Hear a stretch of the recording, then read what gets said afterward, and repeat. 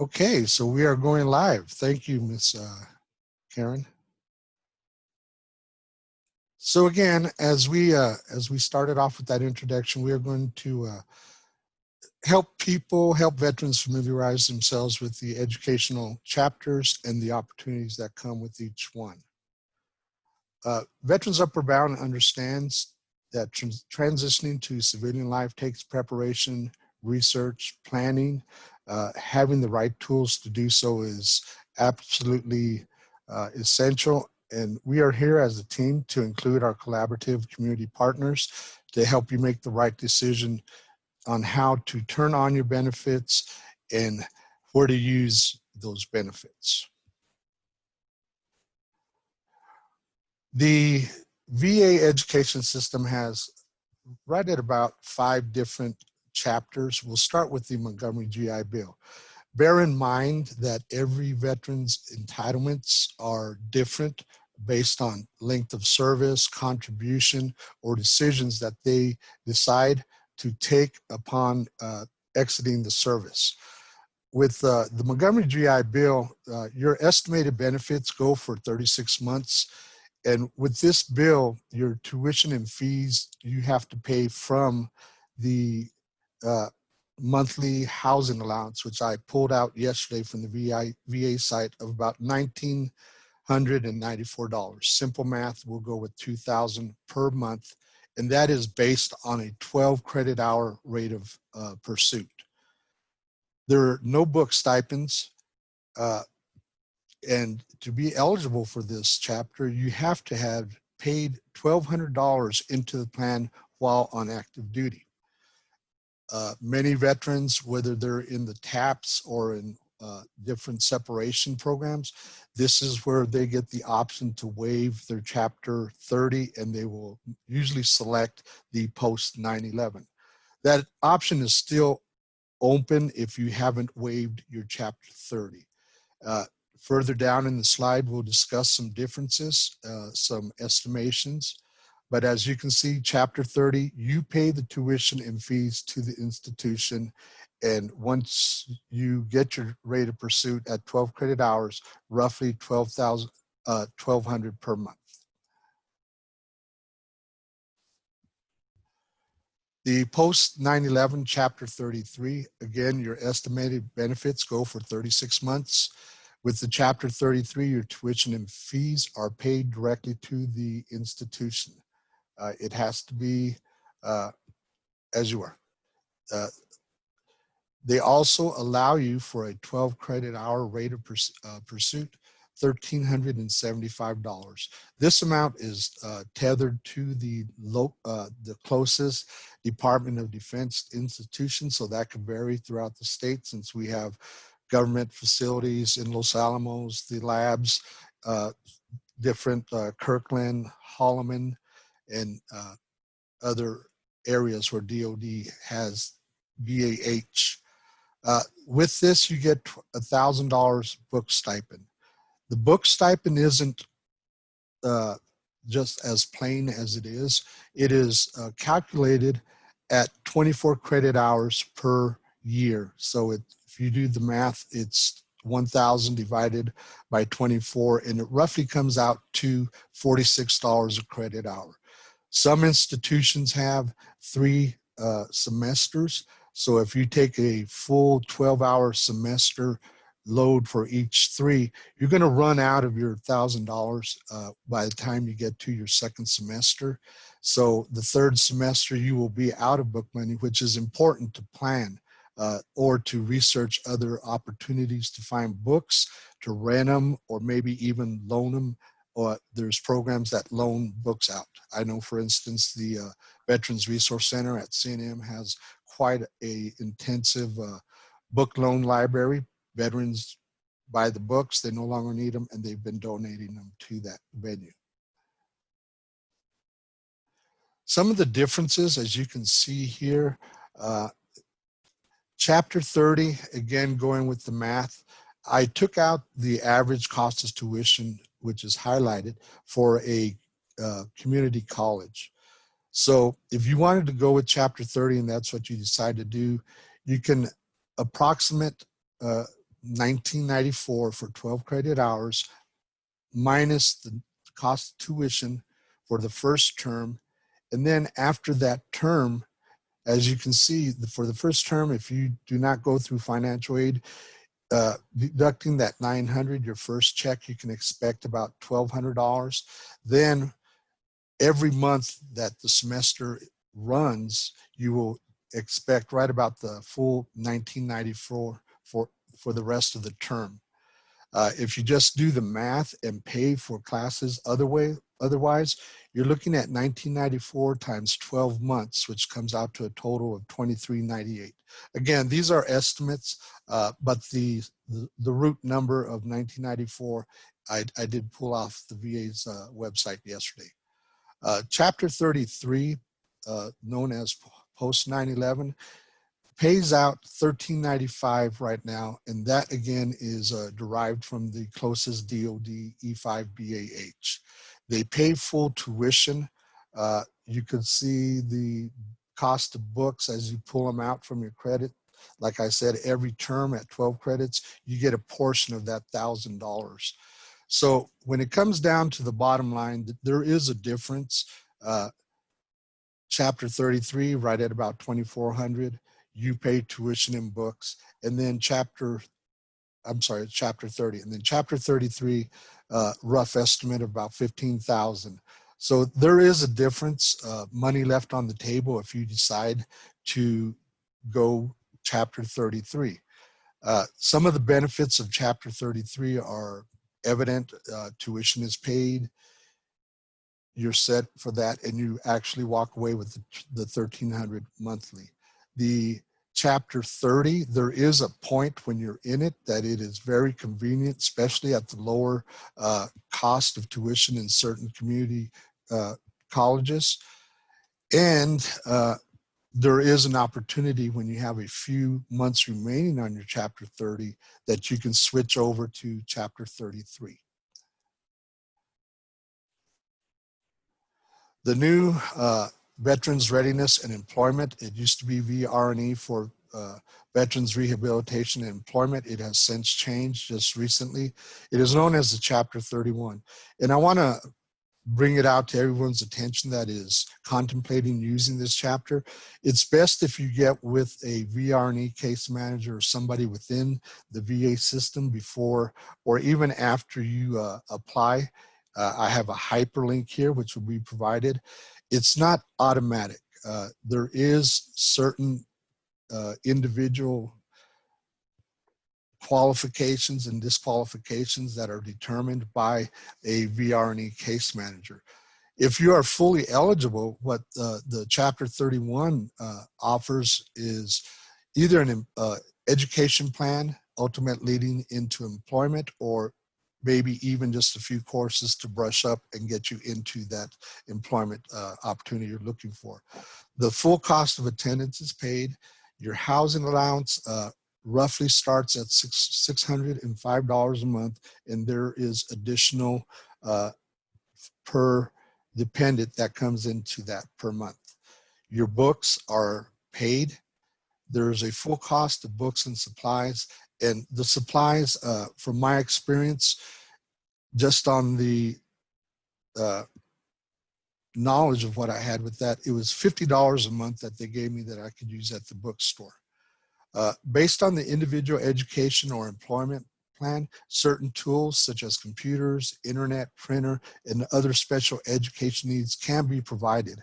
Again, just because one veteran gets a computer and this and that, you can't look to your left and right and say, well, I want that. It is a case-by-case needs. You must apply using the VA form. I had a few veterans talk to me just recently in one of the other Zoom sessions that they had started their Chapter 31 and have since just put a pause on it. And talking to one of the VA reps at Building 500 Friday, he said the best way if your packet has been dormant for a while is to go ahead and reapply, and that will definitely get on somebody's desk. And then from there, you can look at where you need to start and how you need to start those up again. The DEA stands for the Dependents Educational Assistance, Chapter 35. Again, you have to pay tuition and fees since they don't pay nothing for that. You get a housing allowance of $1,245 based on 12 credit hours of courses that you take. There is no money for books, so it pretty much resembles the Chapter 30, with the exception of the chapter goes to dependents of 100% disabled veterans or deceased veterans. Just from recently, my son graduated this year and he's moving on to college. Actually, he's in CNM, and I got a love letter from VA saying that my award amount is going to be reduced because for VA purposes, if he gets the dependent educational assistance, he will fall out of dependence status, but it's just for this educational assistance. So that's something to take in mind, especially for veterans that have larger families. The amount per dependent can possibly be deducted from your disability award. In most cases, it is a case-by-case situation. I have a comment on that, Leonard, real quick. Yes, Karen. Okay, so at this point, Chapter 35, your child of the veteran would be 18, already entering college when they are ready to receive Chapter 35 benefits. Financially, it's more beneficial for them to get the GI Bill at $12.45 a month than the $200 and some that the veteran would get.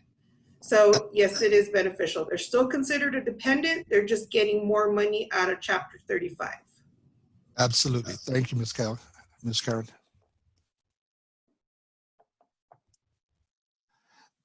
The Selective Reserve GI Bill, Chapter 1606, pays for your housing allowance at $369. There are special forms that you have to go through to fill this out. And again, they can be found on the va.gov. Most of the reserve and guards, they have some type of tuition assistance, a kicker. There used to be a Chapter 1607, and you could use it concurrent with the 1606, but it's been a couple years since they got grandfathered out the 1607, so they're no longer applying for that, and they've moved on to just the 1606. I'm going to go to this hyperlink, and it's very useful, and I'm hoping that I can pull it up. First time I've used a hyperlink in a Zoom session. But in the eventuality that it doesn't come or it takes too long to load up, we'll move forward.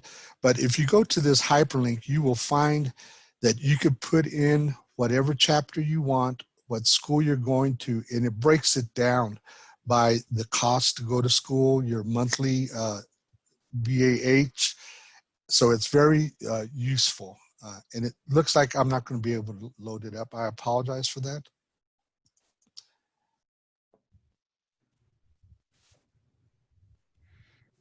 And now I am not. Okay, so. Well, it is loading up. Okay, so we'll come back to that screen where you can compare. Going to the va.gov GI Bill comparison tool, as I was talking about, you'll look at an opportunity here to put what your military status is. Let's go with veteran. The chapters. You can put in whichever chapter is applicable to you, or you could put in, let's say that you still have the option between the Montgomery GI Bill and the Chapter 33. We'll take a look at that Chapter 30 to begin with.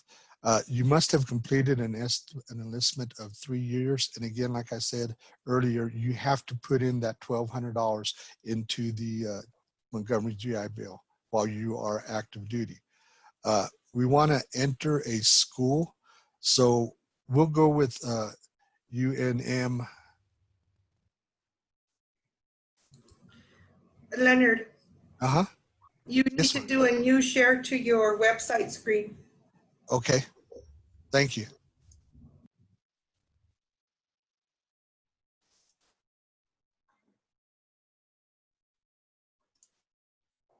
Okay, does that help out? Yeah. Yes? Okay. Thank you, Absolutely. Mr. Thank you. Thank you, Karen.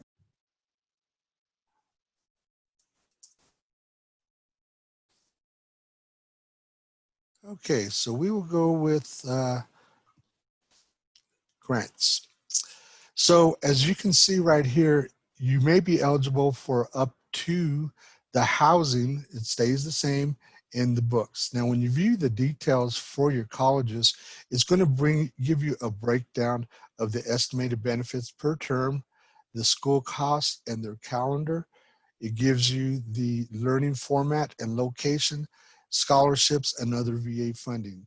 So at a minimum, you want to give yourself the opportunity to go over this before you make a decision on how you're going to invest your VA GI Bill education benefits. There's also principles of excellence, the keys to veteran success on campus. As you can see, one of the VA Vet Success, Christopher Mulville. He used to be at UNM and at CNM, but he's no longer there. But there are opportunities for you to get engaged with what the schools are putting out.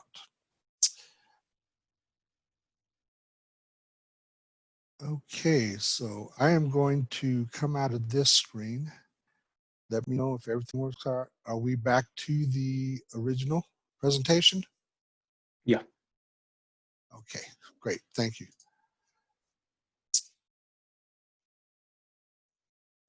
I'm not seeing your shared screen. I'm just seeing the Zoom session screen with Okay, let me get back to that. reshare that. Reshare it. Yes.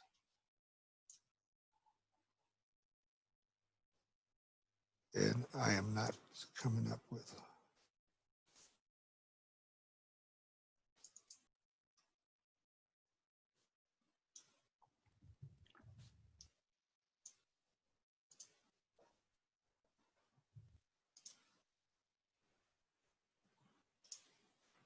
Are we there? You are. Okay. Yep. So in addition to the VA chapters, GI Bill chapters, once you've exhausted your VA GI Bill, there are other opportunities within New Mexico to get scholarship. There is a wartime veteran scholarship, and it's good for undergrad, grad students, and it provides tuition, fees, and book allowances. I believe the current rate was right at about $3,200 a semester, and it's based off the highest tuition that's in state. So that's where they get their numbers. Any residuals from that amount, the state becomes third party. They pay the school, but any residuals, for instance, let's say tuition cost $2,500, veterans would not get any of that residual put into their bursar account. It just pays for the tuition. Book allowance, I believe it was up to $500. They might have increased that. There's also the Vietnam's Veteran Scholarship. And as you can see right there, it emulates the wartime scholarship as to where you can apply it. It can go to undergrad, grad, and it also provides tuition fees and book allowances as it goes. The hyperlink down here will give you the information to the NMDVS education site, which we will provide this to you. The Vietnam's Veteran Scholarship, there are plenty and many veterans that fall into the Vietnam area, especially in some of the rural communities, some of the northern communities, and most definitely in Bernalillo. So as a Vietnam veteran, there is an opportunity for them to come back to school. There are eligibilities and qualifications, as you can see there. My opinion on this and what I tell veterans that I come into contact with, go ahead and apply for it anyway. Let the disqualifier be the person that's sitting and reviewing your DD-214 and pulling out certain medals or et cetera to make you eligible. But the wartime scholarship and the veterans, Vietnam veterans, you actually have to have depleted all of your federal educational entitlements. So there is opportunities to use your GI education bill up to a certain point. Let's say that you max your 36 months out and you pull a bachelor's, you want to go towards higher degrees, then at that time, the state, if you're eligible, can kick in for with using the Vietnam or the wartime scholarship. And as you can see, there are eligibilities for both of them, as we discussed. And that is going to complete the PowerPoint part of this presentation. I'm going to go ahead and stop sharing my screen, and I will pass it over to Ms. Kelly. So Leonard, just as an overview, could you take each of the chapters and just give a brief overview of who might be entitled to that particular chapter? I think that would be helpful. Absolutely. We'll go back to the presentation here. Sorry. No problem. No problem.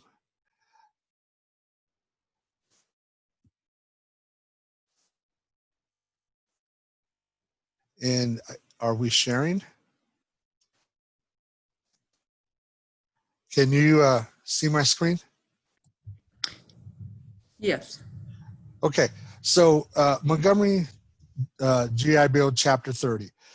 As long as you've contributed and paid into the into the plan while you're on active duty at the $100 a month for 12 months, you are eligible for the Montgomery GI Bill. There's also other things that they consider for this, which would be length of service. Some of those finite qualifications, it's best that you speak to a vet success or a veteran rep while you're in service, deciding to waive it or to hang on to it.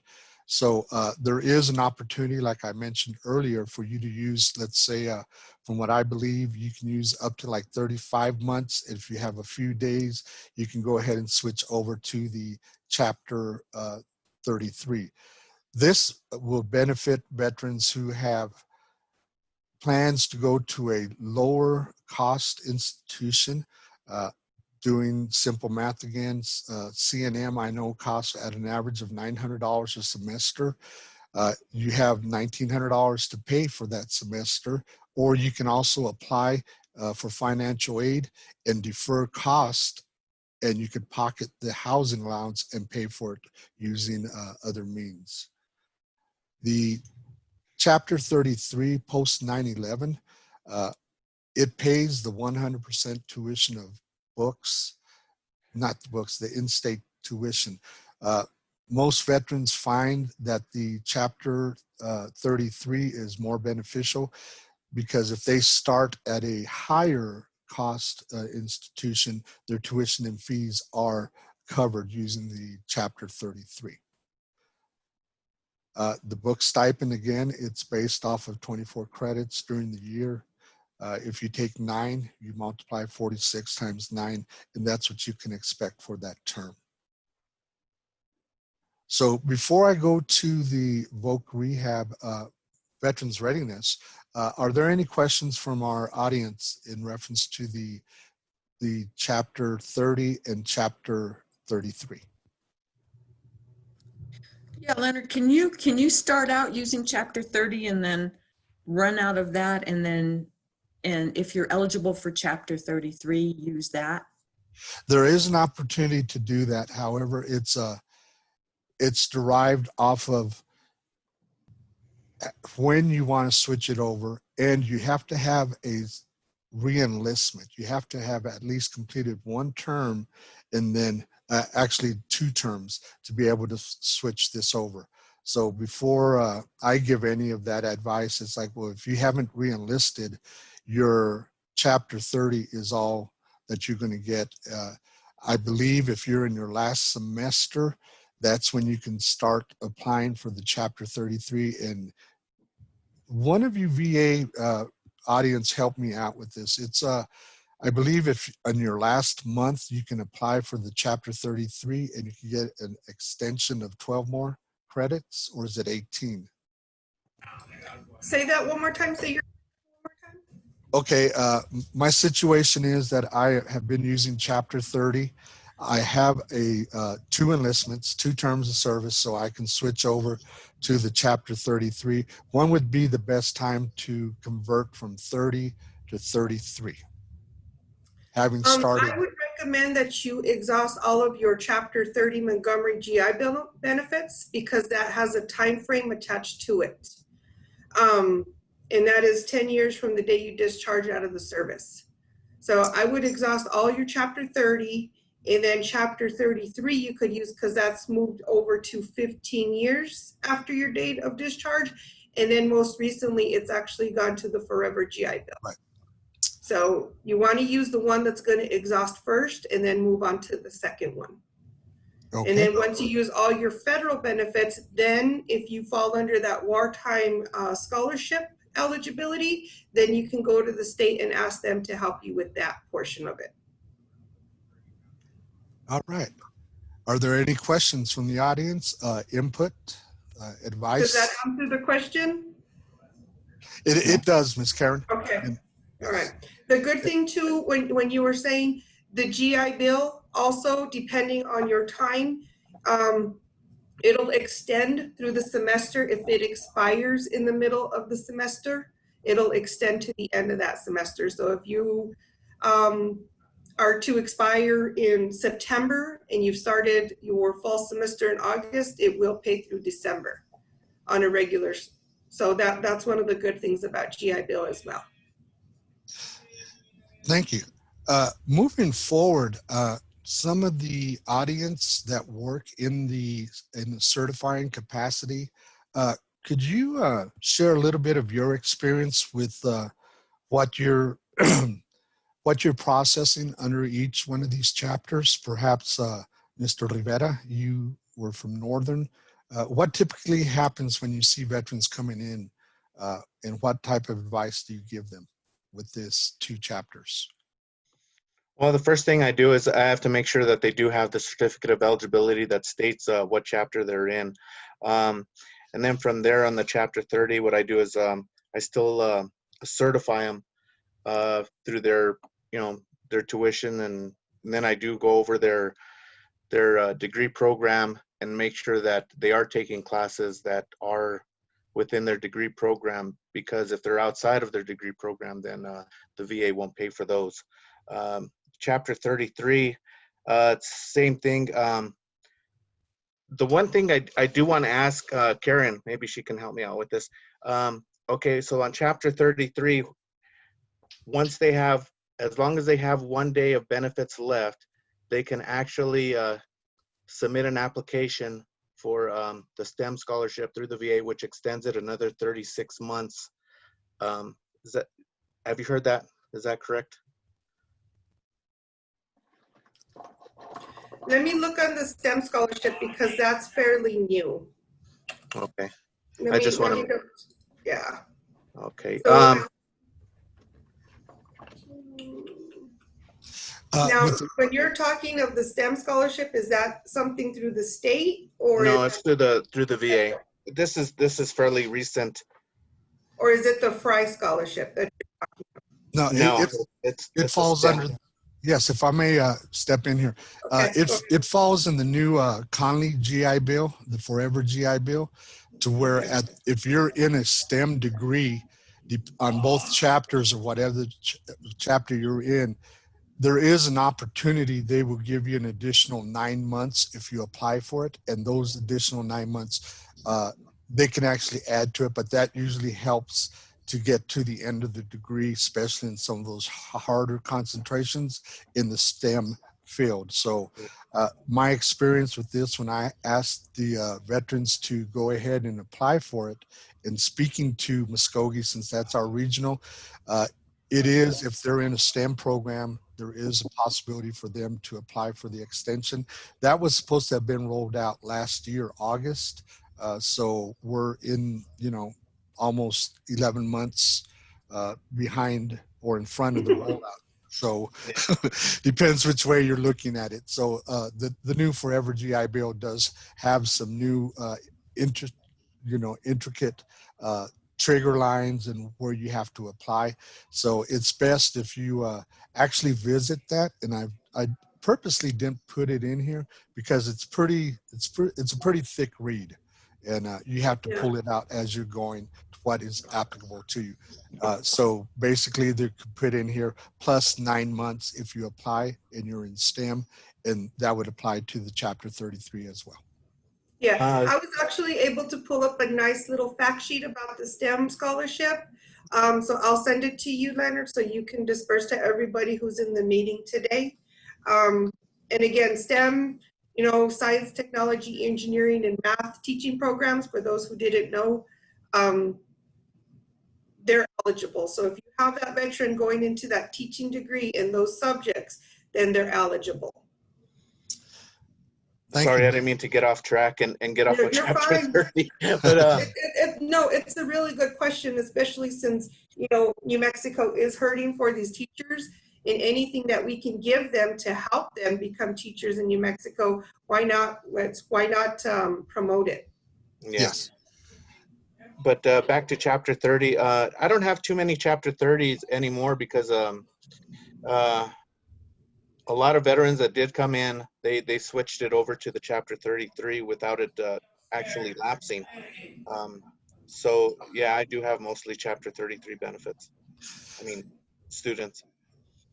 Yes. Ultimately, the decision to which chapter they're going to apply for is going to be their choice. And what I like to do is I don't encourage them one way or another.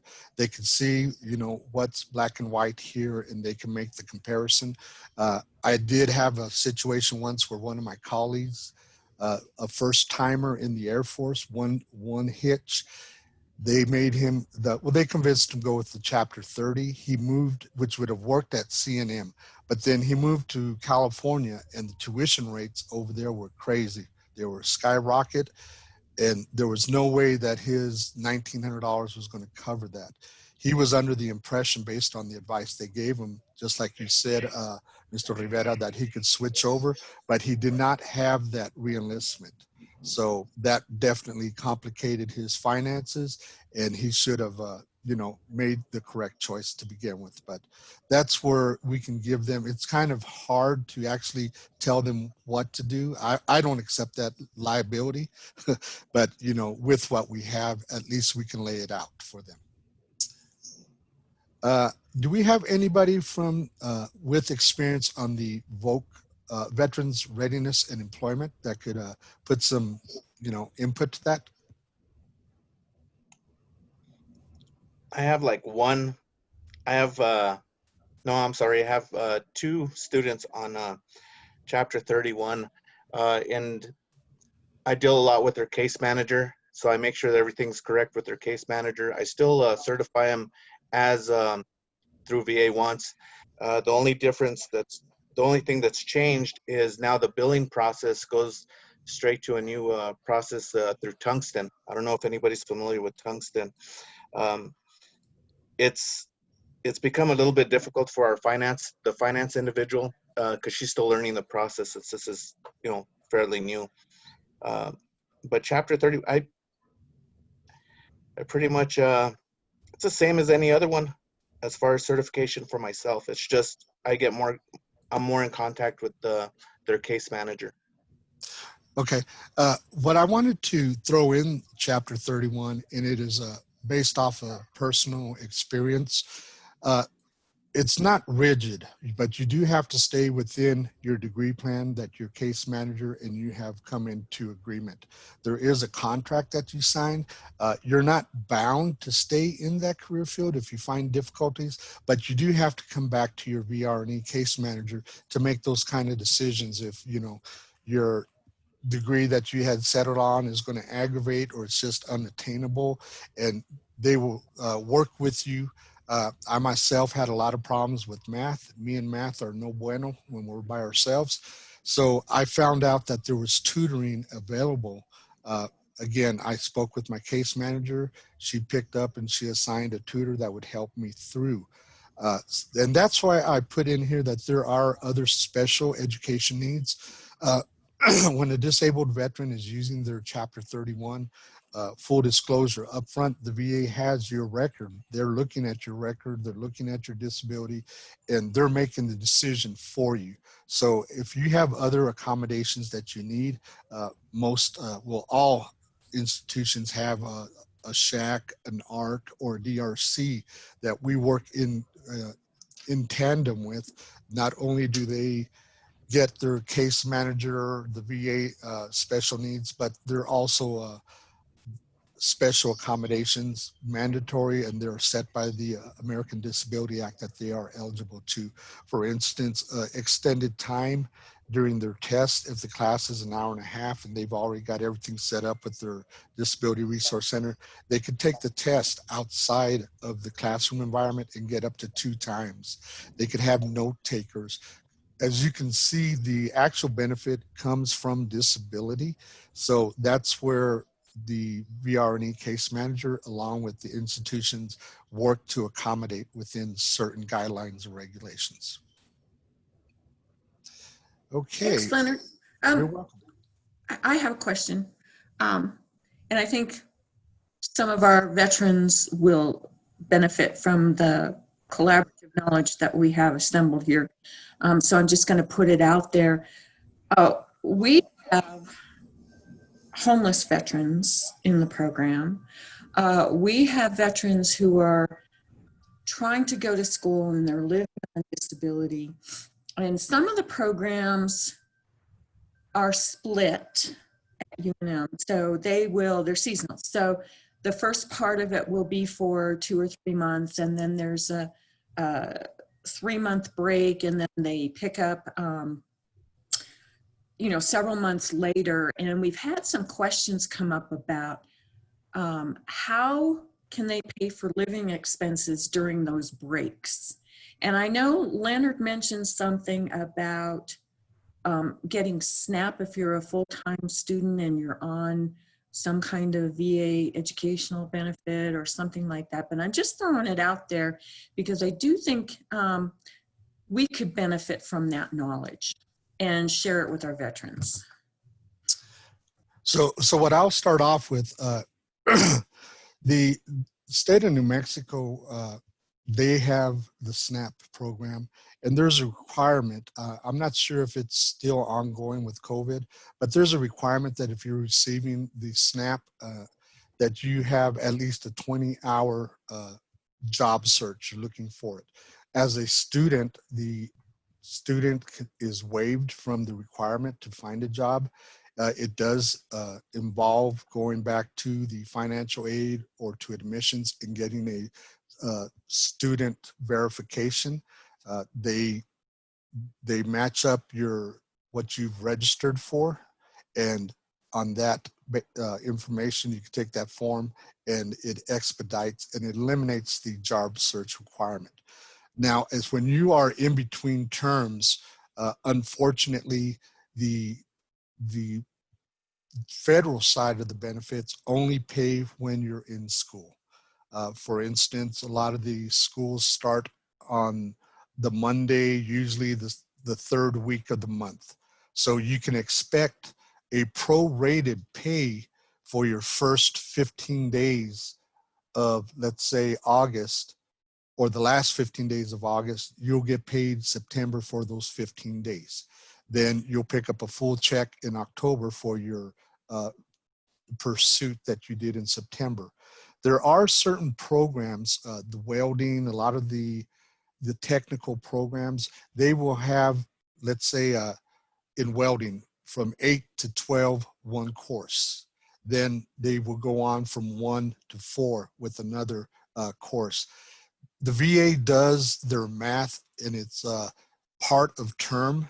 If it starts, let's say 1 week you do 8 to 12, the next week you do 12 to 1. So there is math that VA does to keep you paid full time, if that's what your rate of pursuit is, when you have certain circumstances like that.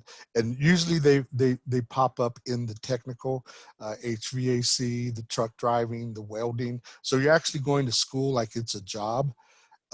but the classes are weaved in. A lot of them progress. You got to know how to start the car or figure out why it doesn't start. So we're going to take a week in electrical troubleshooting. Then the second week we'll take the transmission, drivetrain, etc. So there are ways that the VA will pay you for taking a course that is broken down there. But to the best of my knowledge, there is no payment if you're not involved in school. And the school you're going to has to be approved and certified by the VA in order to pull out one of these payment using one of these chapters. Now in Northern New Mexico College, I've had some issues with a couple of veterans that needed housing, and it was off, you know, out of the semester and stuff. So we have an individual, Adam Baca, which is a counselor on our campus on Tuesdays and Thursdays, and he has a lot of programs that the veterans can use, like for instance for LifeLink and stuff. They can apply for housing assistance or anything else, and that's helped out a lot for those times where they're not going to receive any type of payment from the VA. I've been fortunate working in Bernalillo. I was hoping they would be online today with us, but the Veterans Integration Center is my go-to when it comes to housing. There's also, I'm not sure if he's still at the VA campus, Mr. Cano. He was helping the homeless veterans. So there is prevention of homelessness programs within the community. Like I mentioned, the VIC is a good one. And there's also on-campus case managers that help prevent homelessness. Some of the state representatives that we have here today, I know Ms. Karen, Mr. Martin, Ken, you're in a position to better help the veterans when they come in to either prevent it or to pull them out and help them with the HUD-VASH. So if any of you guys want to bring in your knowledge, that would be welcome as well. Ken actually had to leave. He had another meeting with the McKinley County veterans, so he stepped out, and he's filling in that meeting for me as well. One of the things that we have to remember is familiarize yourself with your community. I don't know, can you take us off the share screen so we can see each other? Yes, I'm sorry. Yeah, that's okay. Again, familiarize yourself with your community, because as a full-time student, there is housing available in, you know, the city housing. There's income restricted apartments that will allow students who have that minimal income to have that low income rent as well. So for full-time students, there's a lot of resources for housing. So that way they don't go into that homelessness again.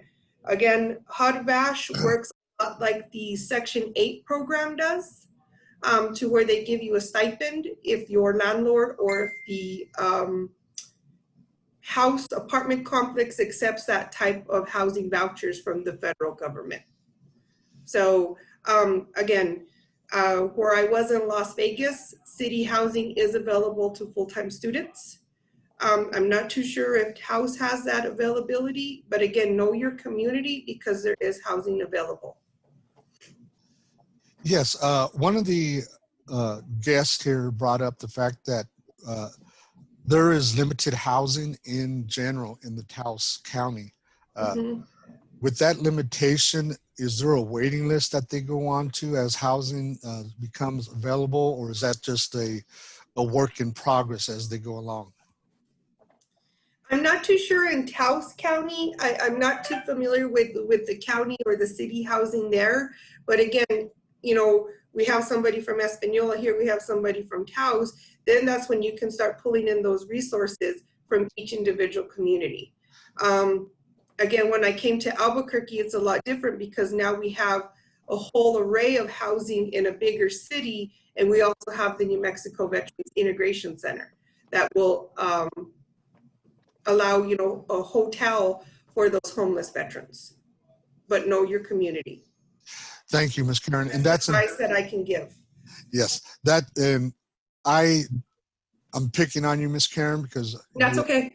Subject matter expert, and that was a loaded question. There is going to be locations geographically that you're going to have to make a Mhm. decision. You know what? It might be best for me to live where there's resources and commute to a satellite campus, or, you know, That's right.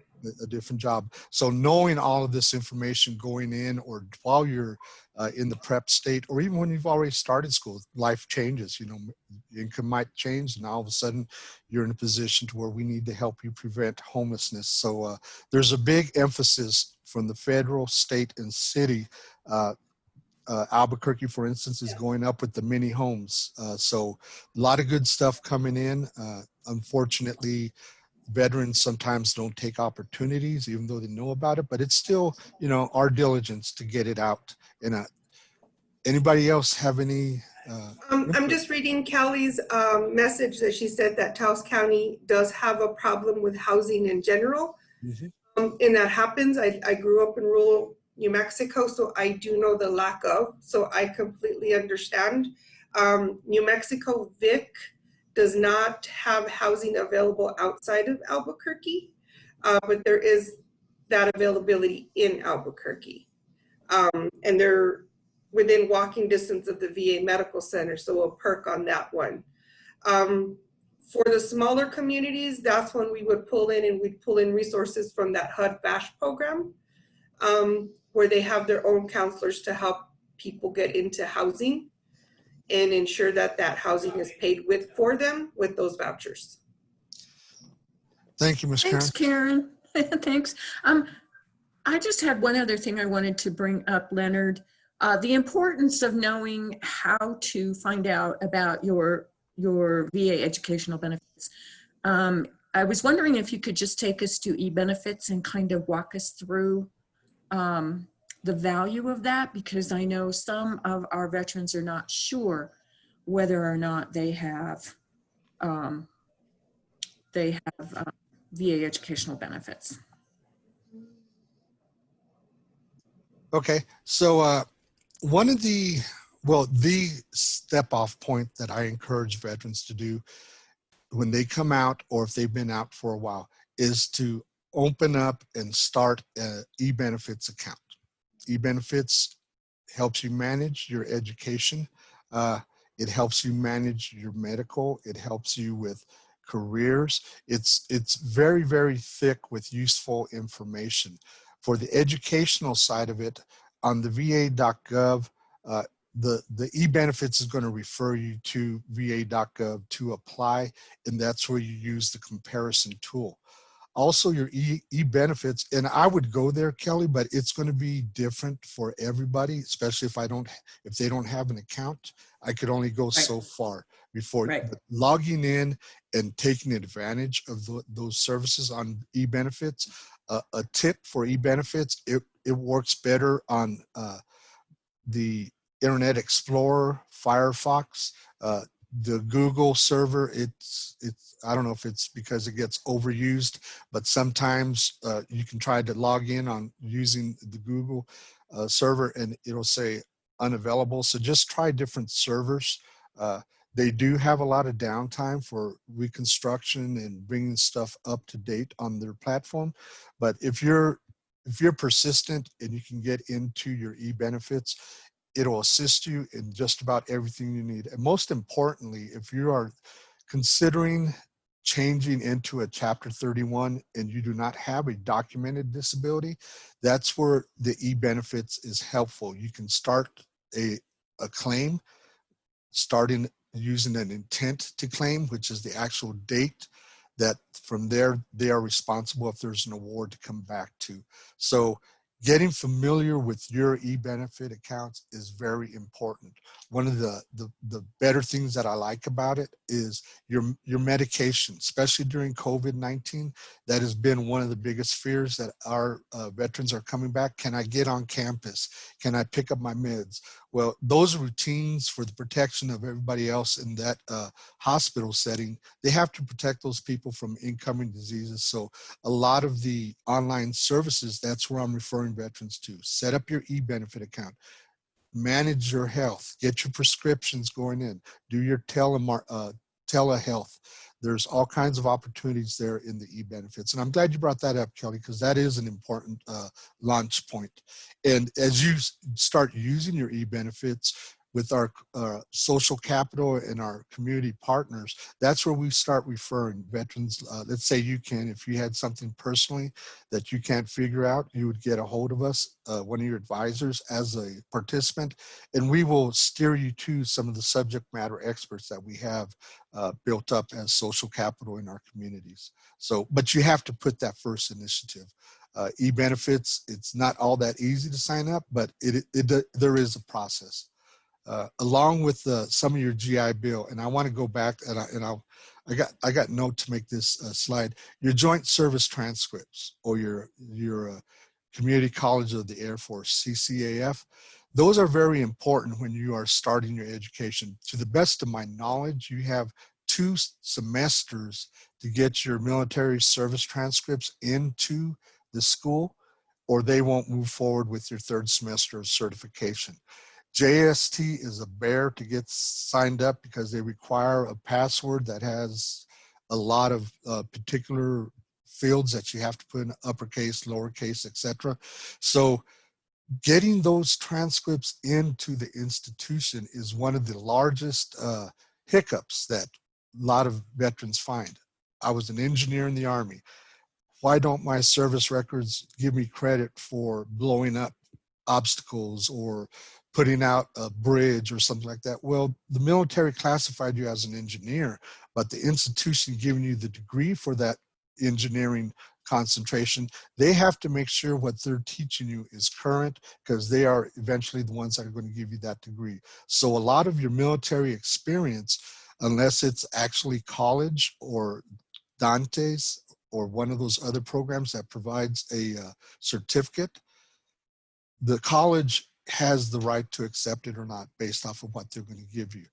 There's a big state initiative that started right at about 3 years ago with veteran resource centers within the state. It was brought to the higher education attention that we needed to standardize some of the military education and then standardize college courses throughout the state to give credit to that. To the best of my knowledge, they have already opened up that, but it's not complete across the state. But that is a goal. So CCAF, there's forms that you need to send off. They'll send the record to the school. And it's better that we don't think, well, I had credit 10 years ago for a course. Now the school isn't giving me credit. It's all jacked up. No, you're going to get paid to learn best practices and current industry standards that go along with the degree that they're going to give you. So that's part of the frustration. There has to be a legacy, just like with AccuPlacer, 5 years or more that you haven't. Well, they're going to ask you to take an AccuPlacer. So legacy has a lot to do with credit that you're bringing into your degree field. Okay. Leonard, Yes. does anyone else have anything they'd like to contribute or any questions they'd like to ask? Any screaming? From our standpoint, again, if all else fails, if we don't know what they qualify for, submit the 1990 form to Ms. Goki. Their certificate of eligibility will either come what they're eligible for, or they'll get a letter of denial saying that there is no eligible benefits anymore. So if all else fails, do the 1990 application. Okay.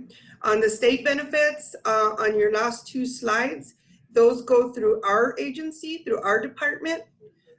We need to have that DD 214. We need to show them that you do have certain awards and medals to show service in Southwest Asia, Iraq, Afghanistan, Kosovo.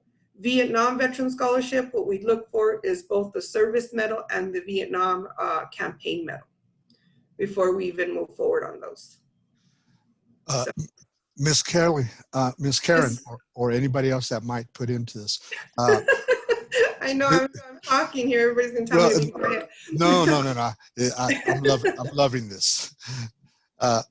one of the questions that has been brought up to me, and it's with the new change that the VA is putting out there, and that is the Blue Water Navy. Okay. There are a lot more veterans that are eligible for education benefits as far as the state goes, because they now fall into that Blue Water Navy category.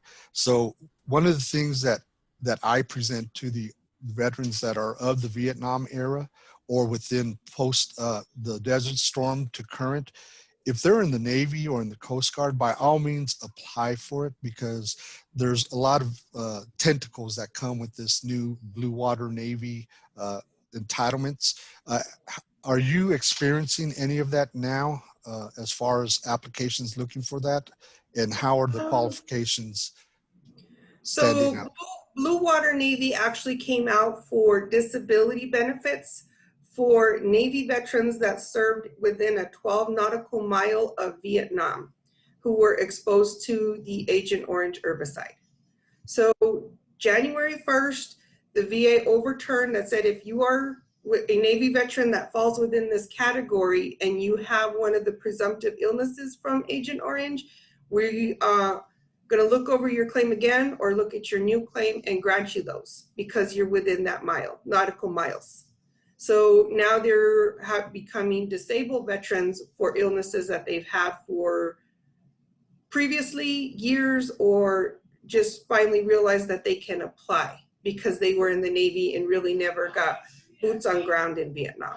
So that's the Blue Water Navy part. We did have a big influx between October and February, I would say. And I think the coronavirus of us staying home kind of slowed that Blue Water Navy spiel of claims to us. It kind of put a halt to it, but it's still available.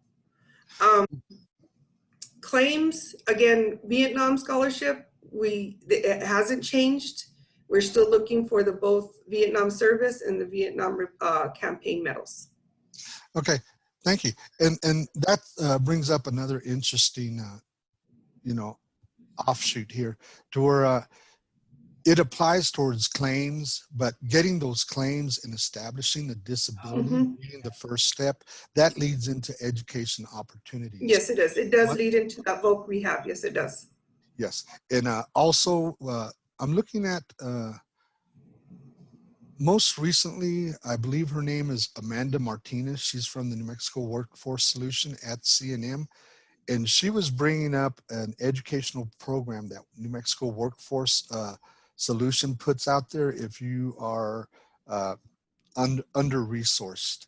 So do we have anybody from Workforce here today? No, but that is a good question that I will ask Chris Safra. He's the head of the Workforce Veterans department there, and I'll ask him for some more information and most definitely share it with everybody because I didn't know about that.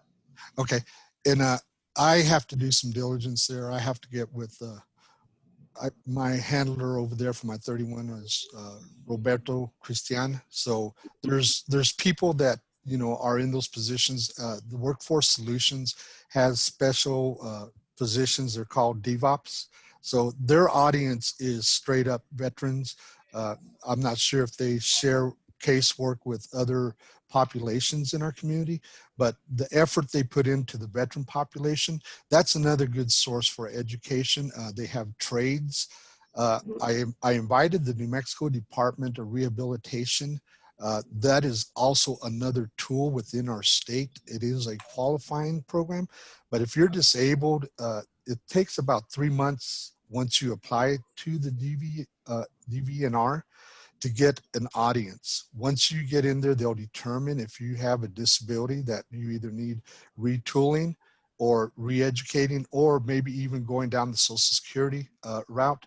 But DVNR is another good community partner, and they do have educational benefits, but it's a case by case. It could take you up to 6 months to get where you need to be. So if you're working on a degree, or if you're trying to get into school and your disabilities are kind of, messing you up, by all means, we should start sending people to the Workforce Solution and even throwing in the NMDVNR. as you can see, a lot of people here today are in those positions. So if I was to tell you, Ken, you're going to have to talk to Martine or Miss Karen, don't take it as I'm not going to put effort into it. My effort is going to be to get you to manage your time wisely and get to that subject matter expert that can help you. And I always look for feedback, and that's where, you know, we keep brushing up our community partners with what's going on. Any other questions, comments? So we got to kind of wrap up. I have everybody, I want to make sure I have everybody's email address if you'd like for us to send the recording of this session. So going once, going twice. On the chat as well, I shared that fact sheet about the STEM program. Yes. So Right. it's on the chat, so you guys can save to your favorites or to bookmark it, whichever you choose. I have been saving the chats the whole time, and I will send the, if you want me to, just get in touch with me, and I will send you the chat as well.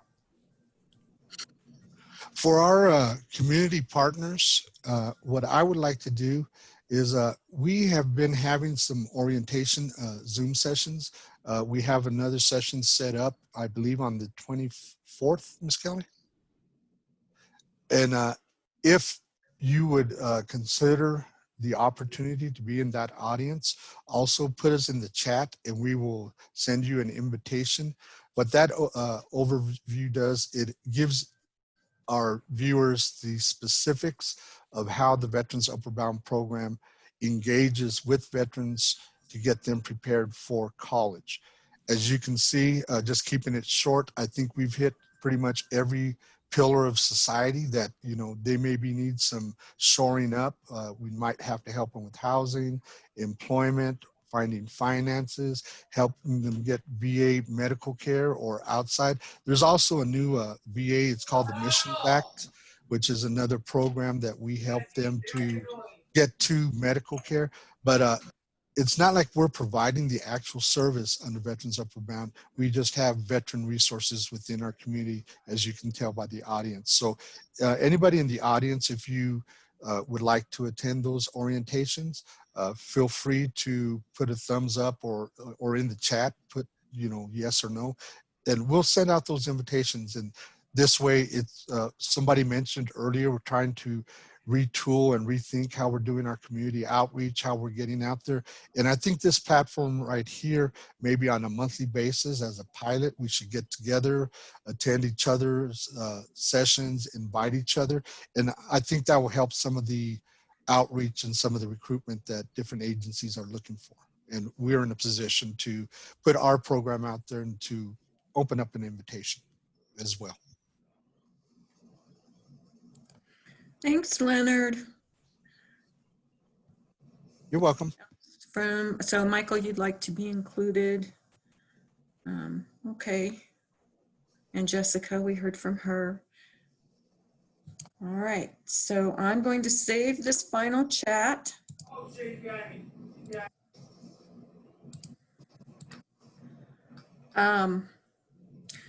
So Leonard, I guess you can stop recording. And I just want to say thank you to everyone who participated today.